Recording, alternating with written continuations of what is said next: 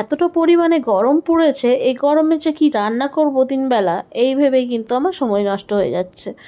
এই যে 10:30 বেজে গেল, এখন আমি রান্না চাপাচ্ছি। এটা হচ্ছে পেঁয়াজ আলু পোস্ত। সবজি খেতে আজকে একটু ইচ্ছা করছিল না, তো ভাবলাম যে আজকে পেঁয়াজ আলু পোস্ত করি, সাথে কিছু করে নেবো।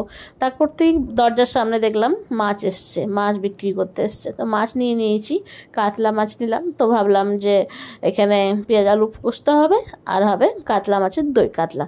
তো এখানে আলু পোস্তটা চাপিয়ে দিয়েছি, আলুটা সেদ্ধ হোক। তার মধ্যেই দেখলাম যে ফ্রিজে আইসক্রিম আছে, তো একটু কেন না খাই, তো একটু বের করে খেয়ে নিলাম এর ফাঁকেই। তো এত পরিমাণে গরম করছিল, আইসক্রিমটা খেয়ে বেশ ভালোই লাগলো। তো আইসক্রিমটা খেয়েও নিয়েছি, এদিকে দেখলাম আলুটা সেদ্ধ হয়ে গেছে, পোস্ত দিয়ে নামিয়ে নিলাম।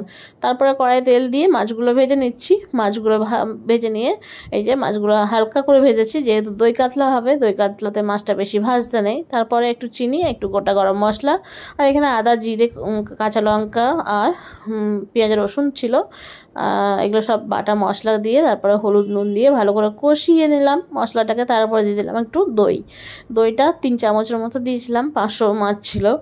তো এখানে ভালো করে কষি, তারপর জল দিয়ে ফুটে গেলেই মাছটা দিয়ে আর একটু গরম মশলা দিয়ে নামিয়ে নিলেই তৈরি আমাদের দই কাতলা। তো দেখো দই কাতলাটা কেমন হয়েছে। তোমাদের আজকে দুপুরের মেনু কী হয়েছে অবশ্যই জানাবে। আমার হয়েছে সাদা ভাত আর দই কাতলা, সাথে হয়েছে পেঁয়াজ আলু পোস্ত, আর সাথে তো স্যালাড আছেই। তো চলো টাটা।